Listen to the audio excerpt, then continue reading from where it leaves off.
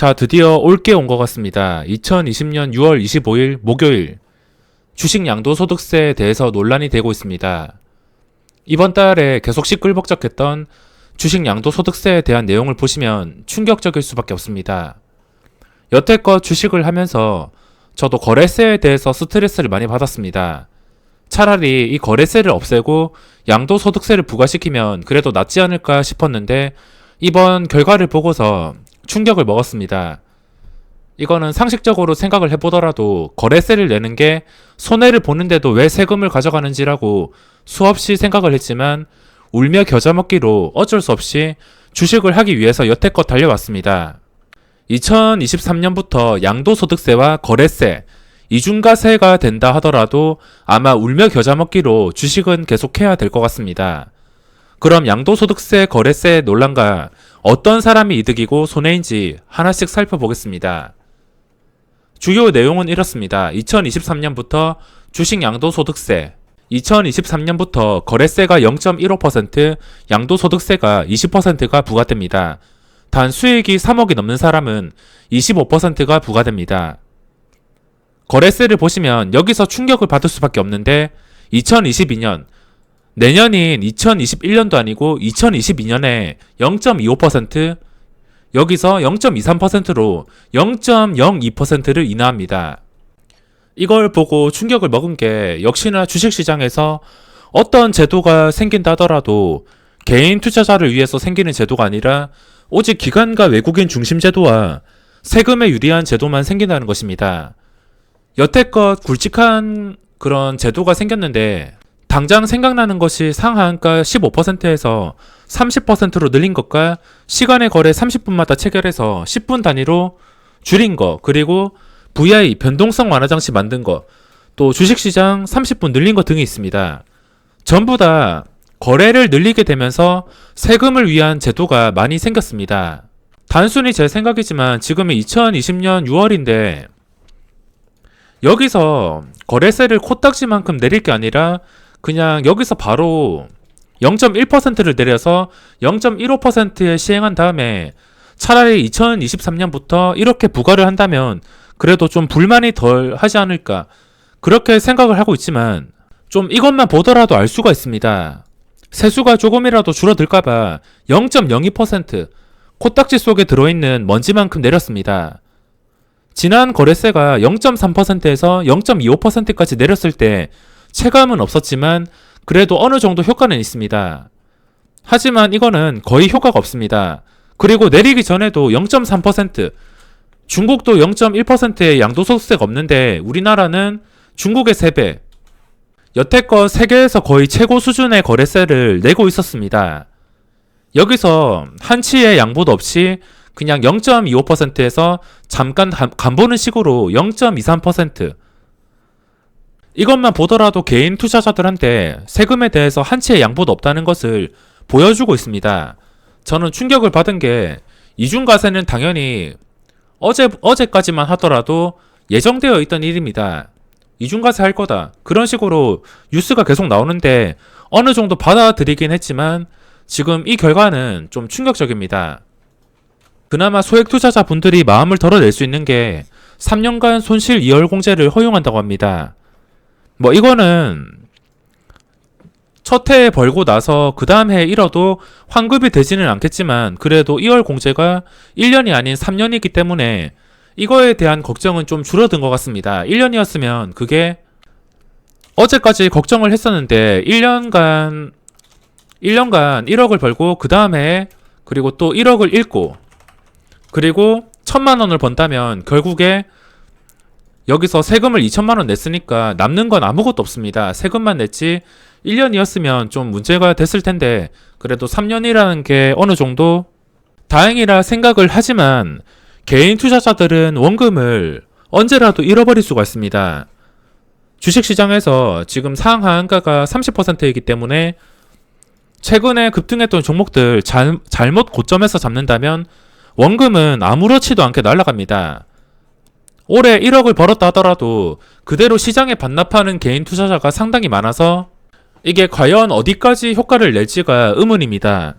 그리고 여기서 그나마 소액 투자자들의 걱정을 덜어준 게 2천만 원 이하는 비과세입니다.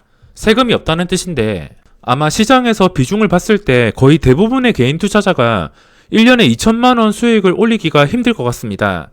매달 수익이 나는 게 아니라 수익이 났다가 손실 보고 그게 계속 치고받고 하면서 결국에 마지막에 남는 것인데 소액 투자자는 그렇게 크게 걱정을 안 해도 되겠지만 운 좋게 갑자기 수익이 나서 2천만 원 이상 수익이 발생하게 된다면 과세를 합니다. 아마 이 수치를 이용하시는 분들도 계시지 않을까 생각합니다. 2,001만 원 수익이 나면은 2천만 원을 넘었기 때문에 대상이 될 것 같은데 그러면 세금을 20%인 400만 원을 낼 수가 있습니다.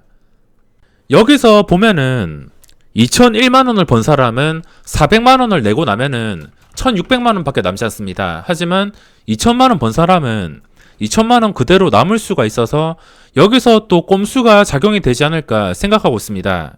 연말에 좀 애매하게 2,350만 원, 2,300만 원 이렇게 애매하게 수익이 나신 분들은 차라리 마지막에 그 마지막 날에 그냥 급등주 아무거나 노려서 손실이 한 400만 원 나도 상관없으니까 2,300만 원에서 뭐 급등주 한 개 미수 몰빵을 해서 거기서 승부를 봐서 2,300만 원에서 뭐 2,800으로 만든던가 아니면은 뭐 실패하면은 손실 봐서 뭐 1,990만 원 이렇게 만들던가 아마 연말에 많은 투자자분들이 생각이 많아질 것 같습니다. 그럼 누구한테 이득이고 누구한테 손해인지 한번 살펴보겠습니다. 당연히 호재는 단타꾼입니다. 저 같은 단타꾼인데 이 거래세가 상당히 부담이 됩니다. 원래 0.3%도 부담이 되었는데 현재 0.25% 이것도 상당히 부담이 됩니다. 증권사 수수료 무료 쓰시는 분들도 계시겠지만 저는 0.03%까지 해서 0.28%가 매수하자마자 나가기 때문에 이게 쌓이면 쌓일수록 굉장히 부담이 됩니다. 게다가 단타는 100만 원을 벌더라도 다시 100만 원을 잃을 수도 있고 200만 원을 잃을 수도 있고 어떻게 될지 알 수가 없습니다. 벌었다가 잃고 벌었다가 잃고 그 잃는 것을 줄이면서 그렇게 점점 계단식으로 누적을 시켜야지 단타꾼으로서 성공을 하는 것인데 거의 대부분의 개인 투자자들이 단타를 치게 된다면 남는 것도 없이 마이너스에서 머물거나 본전도 못 챙기는 경우가 많습니다. 그 본전도 못 챙기는 수준에서 이 거래세는 계속해서 누적으로 쌓이기 때문에 단타들에게는 이 거래세가 엄청 치명적일 수가 있습니다. 그래도 0.25%에서 0.15%까지 내린다면은 확실히 단타로서 이 거래세에 대한 효과를 볼 수가 있습니다. 그래서 이거는 단타꾼들에게 호재라고 할 수 있습니다. 소액 투자자, 소액 단타, 소액 중장기 1년에 자기가 2천만 원 정도 수익이 안 나오신 분들 그런 분들한테는 당연히 뭐 중장기든 단타든 이득일 수밖에 없습니다. 그리고 거기에 대해서 여러 가지 꼼수가 나올 것 같은데 어떤 꼼수가 있는지는 자세하게 생각을 해보시기 바랍니다.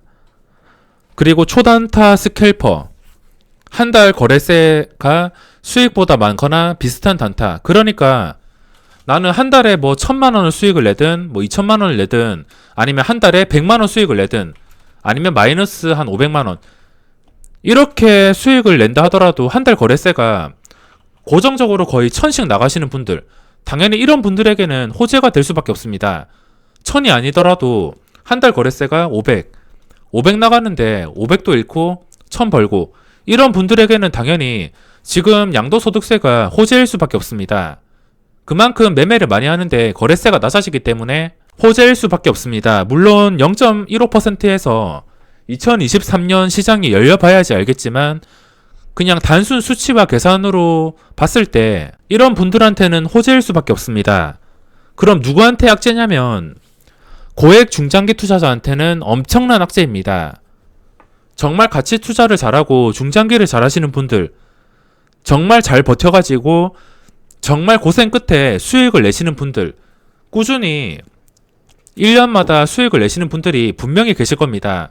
힘든 시장에서도 저점에 잘 잡아서 수익을 내거나 이 시장을 잘 아시는 분들은 분명히 매매가 없어도 이런 구간에서 매매하고 다시 오르고 잘 활용해서 꾸준히 수익을 내고 있을 것입니다. 이런 분들이 큰 돈을 굴리면서 수익을 내는 것인데 당연히 이런 분들은 거래세에 대한 부담이 거의 없습니다. 제가 고액 중장기 투자자 입장이 되어 본다면 이런 분들은 차라리 양도소득세를 없애고 뭐 거래세를 0.4%, 0.5% 아니면 현재 유지 이렇게 하더라도 양도소득세를 분명히 반대하실 겁니다. 이거는 각자 투자 스타일마다 각자의 입장이 있기 때문에 이런 분들에게는 상당히 부담이 될 것 같습니다.